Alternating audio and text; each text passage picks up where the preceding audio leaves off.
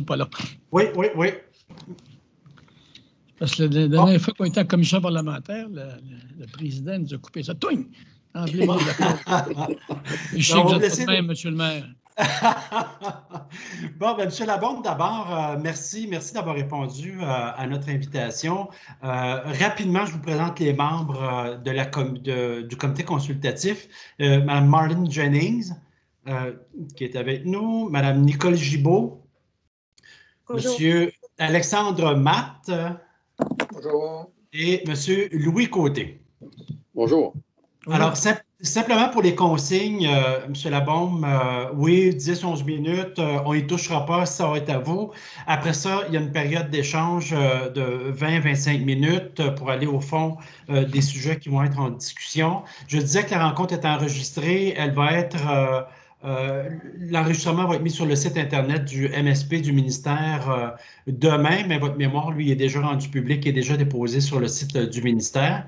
Alors, sans plus tarder, je vous laisse la parole d'abord, peut-être présenter les gens qui vous accompagnent, M. Laborde, et quand les présentations seront faites, on commencera le 10 minutes de présentation. Alors, je vous cède la parole là-dessus.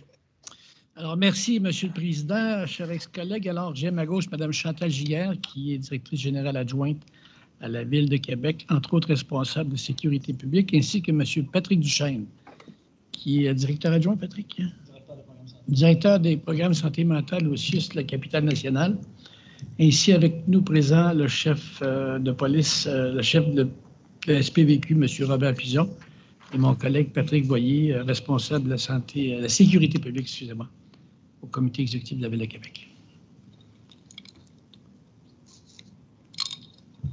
Ça va? Ça va. Allez-y, c'est à vous, M. le maire. Merci. Alors, merci à la Commission de nous permettre de vous entretenir ce matin d'essentiellement du sujet de l'intervention policière auprès des personnes vivant des problèmes de santé mentale. Alors, bien, à la Ville de Québec, bien au-delà de toute considération, l'intervention policière auprès des personnes vivant des problèmes de santé mentale est vraiment au cœur de nos préoccupations. Les effets collatéraux de ces problèmes sont considérables, tant en ce qui a trait au sentiment de sécurité des citoyens et des citoyennes de Québec qu'à la nature du travail des policiers et policières, se sentant souvent impuissants lors de leurs interventions auprès de cette clientèle vulnérable. Nous croyons primordial de se pencher sérieusement sur cet enjeu de société afin de trouver des pistes de solutions viables pour tous et toutes. Avec l'augmentation du nombre d'interventions auprès des citoyens aux prises avec une problématique de santé mentale, le travail des policiers a changé et est appelé à changer encore. Ces interventions de plus en plus complexes représentent un enjeu quotidien pour les policiers et policières qui viennent en aide à cette partie de la population. En 2019, le service de police de la Ville de Québec a fait 5 927 interventions en santé mentale, soit 366 de plus qu'en 2018 et 615 de plus qu'en 2017 pour une moyenne de 6,2 interventions par jour. Et voici trois cas illustrant les problèmes dominants des policiers en intervention psychosociale et psychiatrique. Tout d'abord, un premier cas, j'ai intitulé « Quand la cellule est le seul refuge ». Une personne est désorganisée et intoxiquée devant un restaurant. Les passants signalent l'incident au 911 pour que les policiers interviennent. Cette personne a besoin d'aide. La dernière chose que l'on veut est de la judiciariser. Parce que la personne intoxiquée est volontaire, les policiers l'amènent à un centre d'hébergement. La personne est jugée trop intoxiquée ou instable pour être prise en charge par les responsables de l'endroit, ou bien le refuge est au maximum de sa capacité, ou encore, leur limite de l'accueil est dépassée. Alors, les policiers amènent la personne à l'hôpital, qui ne peut la prendre en charge puisque celle-ci n'est pas malade. Elle est intoxiquée et donc ne présente aucun risque sérieux pour elle-même. Alors, que reste-t-il pour l'aider? Laisser la personne dans un parc ou dans une rue? Quel moyen a le policier pour l'aider et la mettre à l'abri? L'accuser au lieu de la soigner? Et si la personne est laissée dans la rue et qu'un incident survenait, le policier serait imputable. La personne est donc amenée en cellule pour le motif de désordre ou ivresse en utilisant un règlement municipal. Un constat d'infraction lui est signifié parce qu'on n'a pas le choix pour justifier cette prise en charge, alors que personne d'autre ne veut ou ne peut rien faire, mais la détention non plus n'est pas non plus un centre de dégrisement ou de soins. Un deuxième cas qu'on appellerait le syndrome des portes tournantes, un individu se dirige vers le dépanneur. Il a un comportement agressif et gesticule avec des bâtons dans les mains. Les policiers vont le voir, l'individu dit être en mission. Il dit faire de la télépathie avec la fille du dépanneur, qu'elle a besoin d'aide et qu'il s'en va la protéger. Il a un discours décousu, il fabule, il est dans un autre monde. Ça me rappelle un individu qui s'est promené en ville le 31 décembre dernier dans le Vieux-Québec. La jeune fille du dépanneur le voit souvent et dit être de plus en plus inquiète. Les policiers offrent à l'individu de l'accompagner à l'hôpital, ce qu'il refuse d'abord. Il accepte ensuite en expliquant qu'il sait quoi répondre au médecin de l'urgence pour sortir. En effet, l'individu refuse les soins et est évalué non dangereux pour lui-même, et le médecin remet l'individu entre les mains des policiers sans plus d'informations tenues par le secret professionnel. Après quelques recherches infructueuses pour trouver un membre de sa famille ou un ami, les policiers libèrent l'individu seul chez lui puisqu'il n'a pas commis d'infraction criminelle. Comme souvent, ces individus sont seuls, ont épuisé leur famille ou n'en ont tout simplement pas. 3 jours plus tard, un chauffeur du réseau de transport de la capitale doit faire descendre d'urgence ses passagers car un individu par hasard à bord de l'autobus est agressif, gesticule avec des bâtons à la main et a un discours décousu. Vous l'avez reconnu. Alors, qu'est-ce qu'il reste pour aider cette personne? Est-ce normal de détenir des personnes en proie avec des problèmes de santé mentale? Quelle autre solution reste-t-il lorsque le système de santé ne peut pas ou ne veut pas le prendre en charge? Ou si cette personne n'est pas volontaire pour des soins alors qu'elle représente toujours un risque pour la population ou pour elle-même. Les policiers prennent les moyens à leur portée pour protéger la population et pour faire entrer l'individu dans le système de santé. Ils l'amènent donc en détention et le font comparaître pour avoir protégé, pour avoir proféré des menaces. Ils n'ont pas le choix. L'individu sera évalué pour valider son aptitude à subir un procès. La question est-il criminellement responsable, mais ne sera pas évalué pour sa santé mentale, parce que le processus pour ordonnance pour soins est un autre processus distinct, réservé aux médecins. L'individu retourne donc à la rue après quelques jours de détention et d'évaluation, après avoir mobilisé le mauvais département de la santé et avoir embourbé le système de la justice. Et évidemment, vous avez compris que très souvent, et probablement, l'histoire va se répéter. Un troisième cas encore plus triste, les enfants cris du cœur de nos policiers. Un enfant de 14 ans a des problèmes de dépendance. Les parents vivant dans la pauvreté sont à bout de ressources et à bout de souffle. Le CLSC a déjà une liste d'attente de 6 mois. L'organisme Programme d'encadrement clinique et d'hébergement, le PECH, n'a pas le mandat d'intervenir auprès des jeunes mineurs. À la demande des parents, les policiers transportent l'enfant de force à l'hôpital. Le lendemain, les parents appellent de nouveau la police. Alors, que faire? Ramener encore l'enfant à l'hôpital? Que reste-t-il pour aider? La police, c'est appelez-nous si vous avez besoin d'aide. Un cri du cœur des policiers, quelle aide peut-on donner? On n'est pas spécialisé en intervention psychosociale et c'est le policier qui parle. Et les enfants mineurs, c'est tellement complexe. Comment un policier peut-il aider? Doit-on former la police en intervention sociale complexe, en pédopsychiatrie, jusqu'où? Quelles sont les réelles capacités de la direction de la DPJ ou du système de santé pour les interventions de crise de cette nature? Le bien-être et la santé des personnes tout comme le sentiment de sécurité de la population, font appel à une dynamique sociale complexe interpellant différents acteurs au sein du territoire.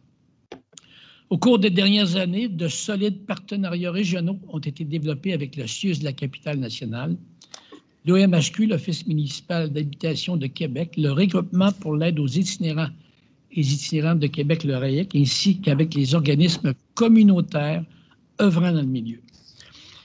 Le CIUS de la capitale nationale s'investit à fond dans ses responsabilités de mettre en place les mesures visant la protection de la santé publique et la protection sociale des individus, des familles et des groupes, ainsi que d'assurer la prise en charge de l'ensemble de la population sur leur territoire, notamment les clientèles les plus vulnérables. Autant le CIUS que la Ville de Québec privilégient une approche transversale et la co-construction de projets entre partenaires. Et je dois vous dire qu'avec les années, les liens sont devenus très forts entre la Ville de Québec et le CIUS de la capitale nationale.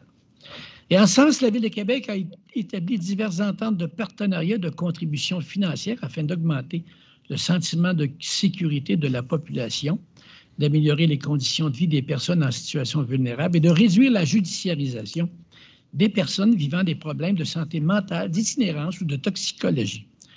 Permettez-moi d'en citer quelques-uns. L'entente avec la Maison Dauphine, afin d'offrir des services et de favoriser l'insertion sociale des jeunes âgés de 12 à 29 ans en rupture avec leur milieu d'appartenance ou en situation d'errance. L'entente avec la Maison Laubrivière pour offrir un lieu d'accueil qu'on appelle le réchaud aux personnes en situation d'itinérance pour se réchauffer lors de grands froids. L'entente avec le projet Lune pour offrir des services d'hébergement d'urgence sécuritaire à haut seuil d'acceptation de type drop-in et assurer la présence d'intervenantes qualifiées pour femmes désaffiliées, travailleuses du sexe et utilisatrices de drogue en situation d'itinérance. Et l'entente avec la squad Basseville pour offrir des services offrir des services et un lieu d'hébergement et d'accueil aux jeunes âgés de 18 à 17 ans en fugue, en rupture avec le milieu d'appartenance ou à situation d'errance. Et finalement, l'entente avec Pêche, qui opère en service d'intervenants qualifiés sur appel du lundi au vendredi, de 8h à minuit, pour assister les patrouilleurs et patrouilleuses du service de police de la Ville de Québec dans la prise en charge des personnes en situation de crise, aux prises avec des problèmes de santé mentale, de déficience intellectuelle et de toxicomanie. Le service de police de la Ville de Québec et la Ville peuvent être fiers de l'étroite collaboration développée au fil des ans avec des organisations communautaires qui sont sous-financées, les institutions et le réseau de la santé sur son territoire. L'intention est d'offrir la meilleure aide aux personnes aux prises avec des problèmes de santé mentale et leur éviter l'hospitalisation et surtout la judiciarisation. Le SPVQ peut être fier également de la formation de ces policiers et policières qui visent à les aider à intervenir en situation de santé mentale et à faire appel aux bonnes ressources d'aide. Tous les patrouilleurs reçoivent une formation supplémentaire en santé mentale, principalement axée sur les aspects légaux. Plusieurs policiers en lien étroit avec la coordonnatrice de l'unité de santé mentale reçoivent une formation plus spécifique sur divers aspects du système de santé. Et la Ville de Québec peut être fière de son programme de justice adapté appelé IMPACT, qui propose des solutions adaptées et durables aux clientèles vulnérables. À cet égard, la Ville de Québec a été très impliquée dans l'avancement du projet de loi numéro 32, permettant de nouvelles mesures alternatives à l'acquittement des sanctions pénales. Et la Ville de Québec peut aussi être fière de son modèle d'intervention en situation de crise rendu possible avec l'organisme Pêche que nous finançons et qui soutient les policiers 7 jours par semaine en prenant en charge des personnes en situation de crise en leur évitant ainsi la judiciarisation. Mais cela n'est pas suffisant. Pour assurer la sécurité des citoyens et citoyennes, il ne suffit pas de repenser les services policiers, ce n'est pas suffisant. La réforme relève de l'État entier. Tous les ministères concernés par la santé, la justice, la sécurité publique, l'éducation, la jeunesse, les aînés et tous les ordres de gouvernement doivent travailler ensemble pour créer des avenues viables pour le bien-être de ces personnes, pour la sécurité des citoyens et de la société. J'achève. Il est clair que nous avons besoin d'une nouvelle voie. Les personnes vivant des problèmes de santé mentale ont besoin de soins de santé.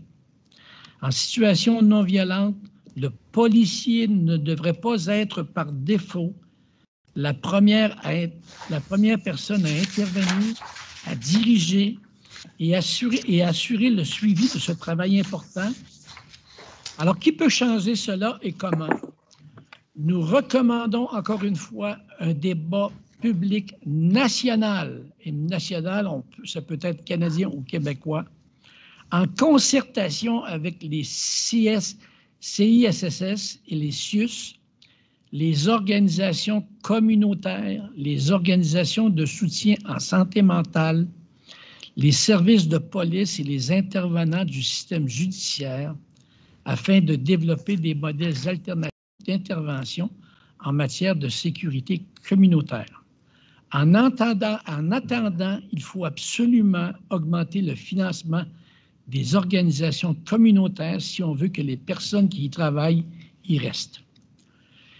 Et ce modèle devrait être utile pour s'intéresser aux causes profondes.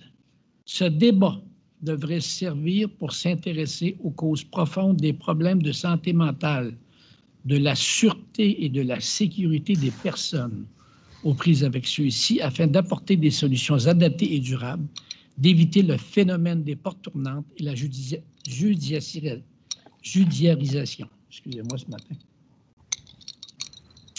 Je ne vais jamais en commission parlementaire le matin. Vous comprenez pourquoi.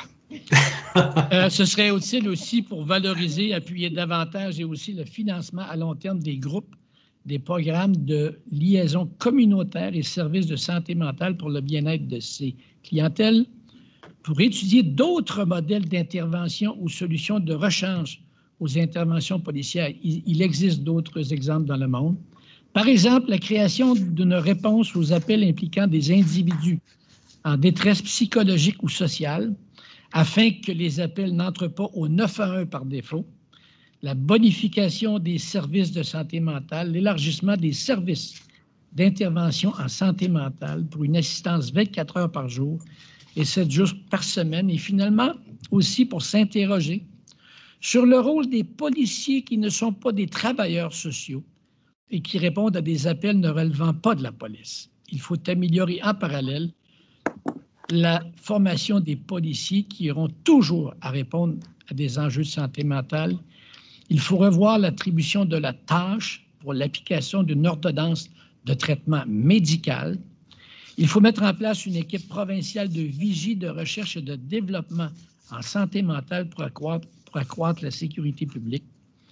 Et finalement, il faut permettre le partage d'informations personnelles, c'est délicat, je le sais, et faciliter la concertation entre les intervenants en santé mentale et les intervenants en santé publique pour assurer le bien-être et la sécurité de l'État.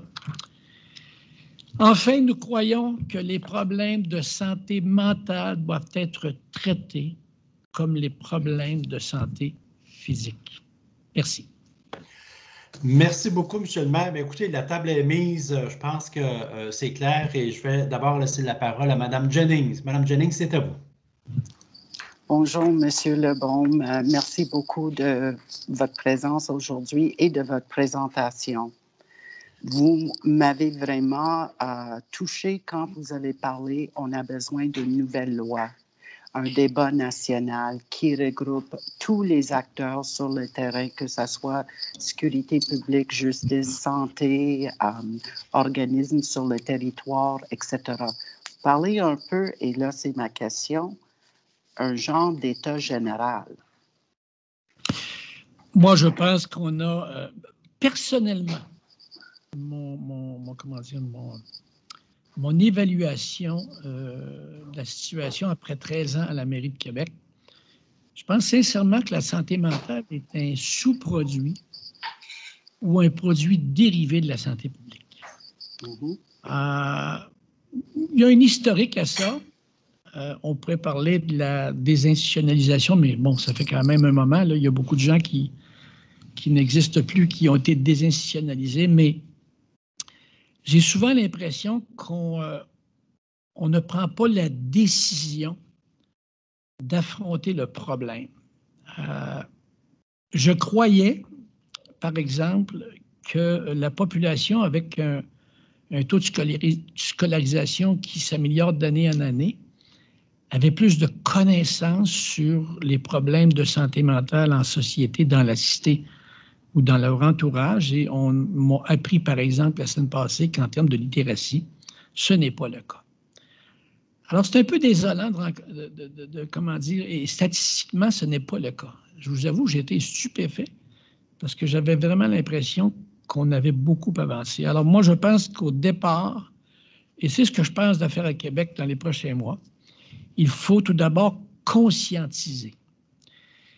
Les gens sentent qu'autour d'eux, il y a plus de problèmes de santé mentale, mais ils ne trouvent pas plus d'explications. Les gens sentent bien que les jeunes ont des problèmes, entre guillemets, de stress reliés aux nouveaux moyens de communication. Et je ne condamne pas les nouveaux moyens de communication, mais il est beaucoup plus facile aujourd'hui de harceler des personnes que ce l'était jadis parce qu'on n'a pas besoin de le faire en présentiel, pour prendre un mot à la mode actuellement. Alors, ça crée de nouveaux problèmes, de nouvelles situations très alarmantes en termes de sécurité, en termes de santé psychologique des individus et des jeunes individus, il faut le dire. Et donc, comme disent souvent des gens qui ont eu des problèmes de santé mentale, faut en parler. Et moi, j'ai 64 ans et j'ai l'impression que ça fait 40 ans que j'entends ce terme-là, il faut en parler. 40 ans plus tard, après l'avoir étudié, lorsque j'étais étudiant en sociologie à l'Université Laval, j'ai l'impression souvent qu'on est au même point. C'est ça qui me désespère un peu. Madame Gibault. Oui, bonjour, M. Labombe. Vous avez un gros chantier qui est très intéressant. Alors,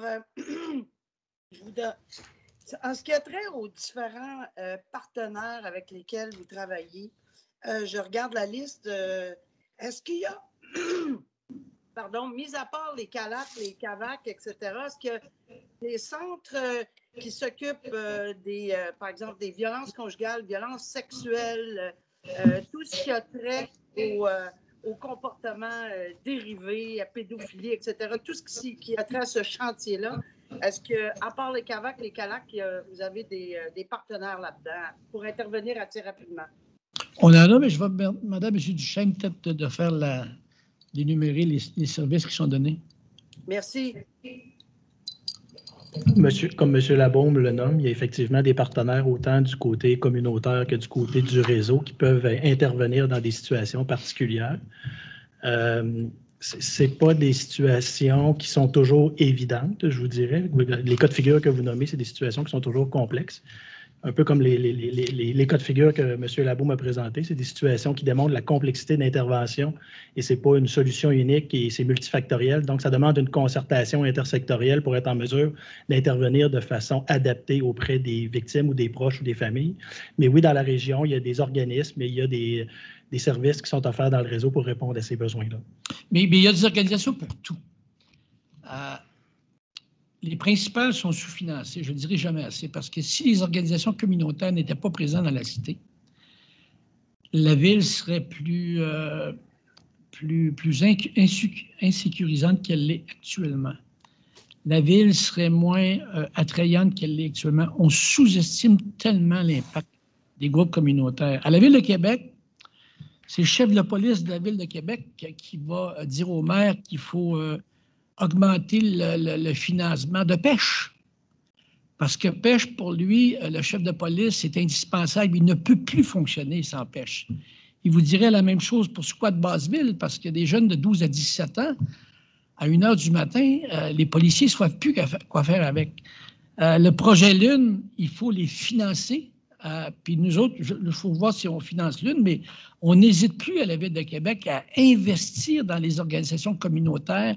On le fait généralement parce que c'est le rôle d'une ville. Mais à la Ville de Québec, on conçoit que notre rôle social devient de plus en plus important pour des raisons de sécurité. Hein? Alors, le problème qu'on a, c'est une confusion sur les rôles. Nous, à la Ville de Québec, on considère de plus en plus qu'on doit intervenir, alors qu'en principe, ce n'est pas notre rôle. Hein? Alors voilà, il y a un problème là. Et moi, je vous dirais, juste pour terminer là-dessus, que je dis souvent à chaque ministre de la Santé et des Services sociaux, à d'autres, vous savez, nous autres, les gens qui sont pauvres à Québec, on connaît leur adresse. C'est pour ça que ce ne serait pas bête que ce soit nous qui gérions de plus en plus de budget. Si vous faites une ronde avec les policiers de la Ville de Québec, vous allez voir que la plupart des gens qui ont des problèmes de santé mentale à Québec, qui sont, entre guillemets, des réguliers, les policiers, les policières les appellent par leur prénom. On connaît notre monde, on connaît notre territoire. En complémentaire, si vous me permettez, tout ceci est relié avec, évidemment, le partage d'informations. Est-ce que vous sentez, évidemment, il y a des lois, la loi à l'accès à l'information, protection de la vie privée, etc. Est-ce que vous avez quand même une bonne façon, parce qu'en amont, si vous connaissez la clientèle, les policiers connaissent par leur nom ou presque, le partage d'informations, est-ce que vous avez une difficulté avec... Bien, écoutez, on est dans la tradition orale, là, mais c'est pas... Ouais. Vous savez comme moi que ce n'est pas l'idéal. C'est un sujet très délicat. On en est très conscient.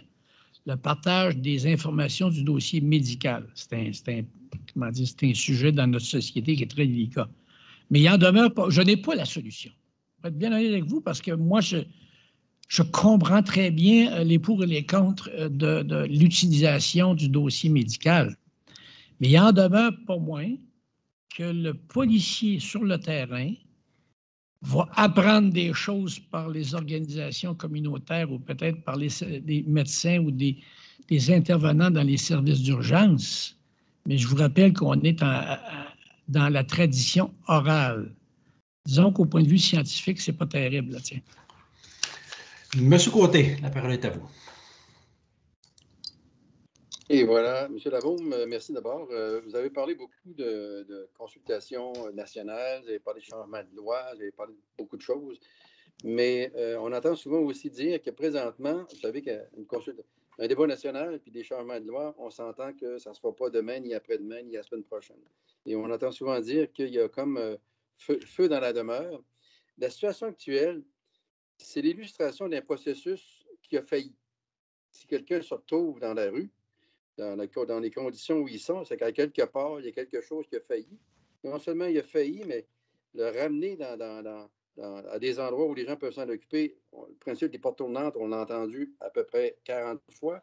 Mais vous avez l'idée de faire une consultation nationale, un débat national, puis des changements de loi, je pense qu'il va falloir y arriver. Mais vous ne pensez pas que, compte tenu que certains prétendent qu'il y a à peu près feu dans la demeure présentement, il faudrait dans un premier temps faire une révision du processus global. Comment ça se fait que ces gens-là se sont retrouvés dans la situation actuelle? Comment ça se fait que les policiers interviennent dans des situations où, dans les faits, ne devraient pas exister ou à peu près pas exister? Et pensez-vous que, plus rapidement que ce que vous proposez, il faudrait simplement qu'une équipe se place dans la révision des processus globaux pour voir comment ça se fait qu'on en arrive là? C'est une question primordiale à se poser. Et ma question est, pensez-vous que plus rapidement que ça, il faudrait simplement mettre des gens à réviser les processus totaux pour faire en sorte que ça n'arrive pas, ces situations-là? Parce que de réviser notre processus, c'est une question de semaine, ce n'est pas une question de mois et d'années. Écoutez, vous avez raison, mais rêvons, hein? Rêvons. Alors, moi, je pense que ce qui démarre ce genre de questionnement-là, c'est un débat national qui mène à des pressions politiques. Vous savez, ça ne donne rien de rêver, là. Bon, le débat national, je le demande, mais je vous annonce qu'on va en faire un Québec. On n'attendra pas qu'il se fasse nationalement, parce que si on attend par ça, on va en avoir pour... bon, moi, je ne serai plus là, hein? je n'annonce pas ma retraite, là, mais je veux dire qu'on en a peut-être encore pour des décennies. Alors, nous, à Québec, je vous annonce qu'on va le faire.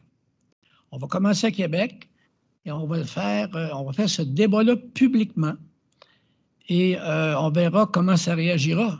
Mais il est évident que même si je le demande, je ne peux pas vous dire que j'ai un grand espoir que ça va se faire dans les prochains mois. Mais comme on va faire ça à la méthode Québec, on va le faire nous autres mêmes, puis après ça, on verra ce qui va arriver, mais on va... Nous, la santé mentale dans la cité, c'est important. Je veux juste vous dire quelque chose. Les maires des 20 grandes villes canadiennes, on se rencontre assez régulièrement. Et on a décrété il y a 2 ans que le plus gros problème de sécurité publique dans les grandes villes canadiennes des prochaines décennies, ce sont les problèmes de santé mentale. Avec le chef de police, nous autres, on est capable d'affirmer, le maire et le chef, qu'à Québec, le plus gros problème de sécurité, ce n'est pas le crime organisé, ce sont les problèmes de santé mentale. Je ne sais pas si vous savez où on est rendu quand on dit ça. Là. On s'occupe beaucoup du crime organisé, hein? Mais nous autres, on pense que ça passe en deuxième à Québec. Alors, situer ça politiquement comme ça vous tente, là, mais nous autres, c'est la réalité qu'on perçoit sur le terrain. Monsieur Matt.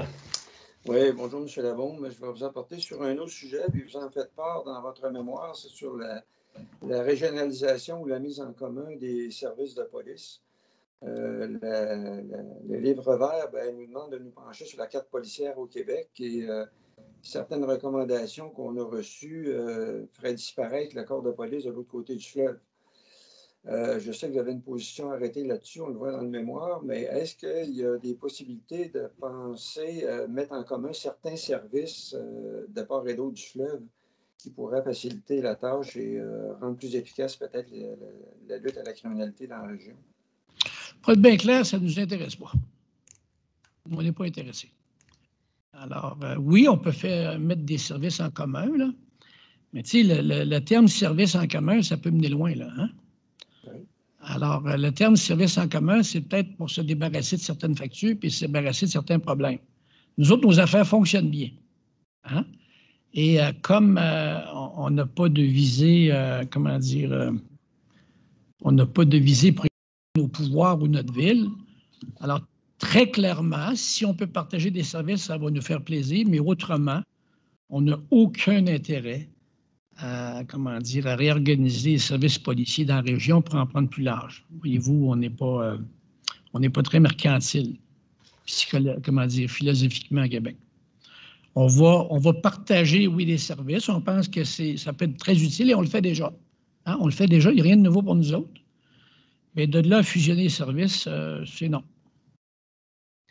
Okay, si vous me permettez, M. le maire, dans le même sens, parce que vous évoquez le 5G, vous savez, on essaie de se projeter autant en matière, comme vous le faites, en santé mentale, autant en matière de cyber, de fraude, de crime économique, on essaie de se projeter dans 10, 15, 20 ans.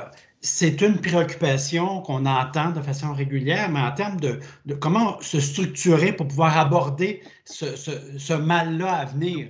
Est-ce que, selon vous, ça passerait par une instance, et là, je ne veux pas créer des structures, là, une instance là, qui est dédiée à la lutte de la cybercriminalité, parce que les citoyens, dans leur foyer, se font arnaquer, ils commencent à avoir des problèmes sérieux? Ben, nous autres, les instances, ça nous fait toujours peur, hein? Parce qu'une instance, ça veut dire qu'à quelque part, il y a quelqu'un qui vient de faire une partie de la job qui va être pas mal moins compétent que nous autres. Mais j'ai le chef de police Pigeon à ma droite qui va répondre à votre question. Alors, bonjour à vous. Pour une 3e fois qu'on se voit, qu'on se rencontre. Alors, merci, M. le maire. Effectivement, on a avantage à se concerter beaucoup mieux lorsqu'on parle de criminalité spécialisée. Donc, ça nécessite d'avoir des unités spéciales pour faire face à ça.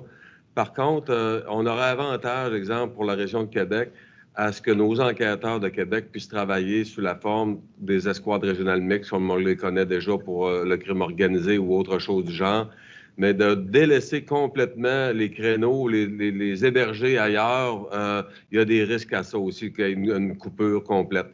Donc, nos enquêteurs, en collaboration avec les enquêteurs de la Sûreté du Québec ou des unités qui pourraient être formées dans des domaines spécialisés, je vois ça d'un très bon œil, effectivement.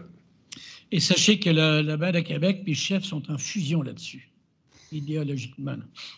Parce que cette idée des instances ou des regroupements, c'est toujours très épeurant. Évidemment, les gouvernements aiment ça parce que tout le monde veut, comment dire, faire sa marque. Hein? Mais tu sais, moi, je suis rendu à mon 6e premier ministre, là. Alors, c'est toujours la même chose. Les gens veulent toujours changer les choses, veulent créer des instances, veulent regrouper des services. Ils pensent que c'est payant. C'est comme de penser que les fusions, c'est payant. Finalement, on s'aperçoit que c'est jamais payant financièrement. Alors, nous autres, nos affaires fonctionnent bien. Au niveau des enquêtes, ce que dit le chef, écoutez, notre région n'est pas assez grande. On n'est pas New York, Québec. C'est petit, Québec. Là. On pense que dans la région, effectivement, il y aurait un avantage à mieux coordonner les enquêtes. Mais quant à fusionner, ça, c'est une autre histoire. Puis d'ailleurs, à moins que vous nous demandiez de fusionner la Sûreté du Québec, ça, on pourrait y penser sur notre territoire si on est rendu là, mais comme ça m'étonnerait, on va laisser faire pour les fusions au total. C'est clair, M. le maire. Mme Jennings. Excuse-moi, mon audio était fermé. Vous dites que vous n'allez pas attendre le gouvernement ou toute autre instance. La Ville de Québec va lancer sa propre débat national sur toute ce problématique. Local, madame, local. Oui, non, je comprends. Je pense que ça va avoir un impact national. J'aimerais savoir, parce que si vous êtes prête à la faire, cela veut dire que vous avez déjà une stratégie élaborée, vous avez déjà une structure en place. Est-ce que ce sera possible que vous partagez ces informations avec notre comité? Bien, en fait, on n'a pas de structure, on n'a pas encore de stratégie. C'est juste dans ma tête, là, et je l'ai partagé avec quelques têtes à Québec. Alors, la question, très honnêtement, on se demande par quel bout prendre ça. Parce que, bon, c'est pas évident. Alors, dans le fond, c'est la santé mentale dans les cités. Je vous dirais que philosophiquement, ce qu'on cherche à savoir, c'est comment nous, entre nous, dans la Ville de Québec ou dans l'agglomération, on peut s'entraider, tout d'abord pour deviner les problèmes de santé mentale potentiels. Comment s'entraider? C'est vrai le mot entraide au moment où on se parle. Je vous dirais que de la façon dont ça pourrait s'aligner tout d'abord, c'est peut-être une prise de conscience collective. Il faut commencer quelque part, là. Parce que si les gens ne sont pas conscients de ce qui se passe, je vous dirais que depuis le 31 octobre, là, peut-être que les gens le sont plus, malheureusement. Là. Alors, ce sera peut-être on va commencer par une prise de conscience collective du phénomène à Québec, dans la ville, pour que les gens comprennent l'impact des problèmes de santé mentale sur notre sécurité collective à Québec. Déjà là, si on réussit ça, on va faire un bon bout. Bon, quant aux solutions, on est capable, nous autres, d'améliorer nos solutions avec les organisations communautaires, mais je veux aussi que les gouvernements comprennent notre implication et la leur dans la sécurité dans la cité, puis dans le soulagement des problèmes de santé mentale. Je veux que les gens comprennent que les organisations communautaires, la police de Québec et la Ville de Québec, on a les mêmes objectifs. Et ça, je pense que les gens ne le savent pas. Alors, qu'ils prennent conscience de ça, puis en plus de ça, qu'ils prennent conscience de l'importance des problèmes de santé mentale dans la cité. Et il n'y a rien de mieux pour témoigner de tout ça de gens qui, connus peut-être, qui ont dans leur famille des individus ou dans leur entourage des individus qui ont des problèmes de santé mentale. Alors, ça, je vais demander à une couple de personnes connues à Québec de témoigner. Ce n'est pas évident, je vous dirais, là. C'est pas évident, mais je veux qu'il y ait des citoyens à Québec qui puissent faire prendre conscience à leurs voisins que ça existe, et même chez eux. Ça va être surprenant dans une couple de cas, potentiellement, s'ils acceptent. Là. Bon, je vais leur demander, je ne sais pas comment ça va se terminer tout ça. Là. Mais prise de conscience et compréhension de notre objectif commun. Puis, tu sais, des organisations très différentes. Alors, tu sais, la police de Québec, les groupes communautaires puis la Ville. On n'est pas en opposition là-dessus. On est en symbiose. Et je veux que les gens le comprennent, ça aussi. Là. Puis comprennent l'importance des groupes communautaires. Parce qu'on les voit souvent comme des gens qui contestent. Bon, ils sont achalants des fois, ils savent, je leur dis. Là. Mais au total, si on ne les avait pas, la Ville ne serait pas pareille. Là. Mais, Monsieur le maire, là-dessus, est-ce que le glissement, parce qu'un glissement des services à la personne, les municipalités en ramassent de plus en plus, mais au-delà des considérations financières, vous dites qu'il faut s'y attaquer collectivement. Est-ce qu'on n'assiste pas justement à une espèce de glissement où la Ville de Québec ou la Ville de Montréal, les autres municipalités prennent des responsabilités qui, dans le fond, ne sont peut-être pas les leurs ou c'est peut-être devenu les leurs? Est-ce que vous sentez qu'il y a un glissement, puis au-delà des considérations financières, est-ce qu'il faut recadrer ce glissement-là? Bien, écoutez, comment dire, je rappelle qu'on connaît notre territoire, on connaît l'adresse de ceux qui ont des problèmes de santé mentale, on connaît l'adresse de ceux et celles qui ont des problèmes de pauvreté. C'est ça, vivre sur le territoire. Et les élus aussi changent. La génération des élus change. Bon, moi, je suis un élu qui est sociologue. Alors, c'est difficile pour moi de rester insensible à ce qui se passe sur le terrain puis à décider parce que ce n'est pas notre champ de compétence à la Ville de ne pas intervenir. Moi, je ne suis plus capable de ça. Je ne suis pas capable de prendre cette décision-là. Alors, tranquillement, évidemment, j'amène la Ville à s'impliquer. Si le travail était bien fait autrement, je n'aurais pas besoin de le faire comme maire. Avec mes collègues au comité exécutif qui ont les mêmes préoccupations que moi parce que la sensibilité, elle est là. Et généralement, je m'entoure d'élus en tout cas, avec lesquels je ne suis pas en opposition philosophiquement. Vous viendriez à une rencontre du comité exécutif de la Ville de Québec, vous comprendriez la sensibilité là-dessus. Et on est fort conscient que les gouvernements souhaitent que nous en prenions la responsabilité. Ils ne veulent pas nous donner le pouvoir pour l'argent, mais ils voudraient qu'on s'en occupe. C'est là, c'est un peu antinomique, là. Alors, ils voudraient bien qu'on s'en occupe, mais ils ne veulent pas nous donner les pouvoirs qui vont avec la job, puis ils ne veulent pas nous donner les budgets. En passant qu'on ne regarderait pas pour nous autres, qu'on donnerait généralement et presque totalement aux organisations communautaires. Ils veulent garder le pouvoir puis l'argent, mais ils veulent qu'on fasse la job. C'est un peu compliqué, hein? Mais et je vais vous dire une chose, malgré les circonstances, on va continuer à le faire. Et ça va juste aller en augmentant. Parce que vous allez avoir des élus qui seront toujours de plus en plus sensibles à ces choses-là. Et même la population, les gens aujourd'hui, moi je prends toujours l'exemple du proverbe africain dit en anglais « It takes a village ». Hillary Clinton a écrit un livre là-dessus.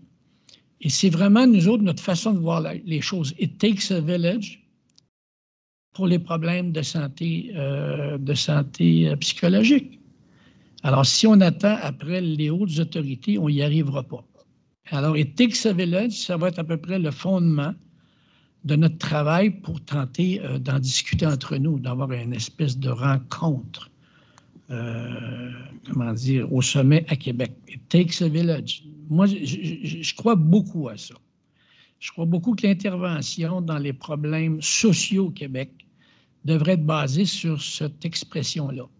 Autrement, et nos concitoyens et nos concitoyennes, eux autres souhaitent aussi, parce que malheureusement, puis c'est triste à dire, ils croient de moins en moins aux gouvernements nationaux pour régler ces problèmes-là. C'est ça la vérité.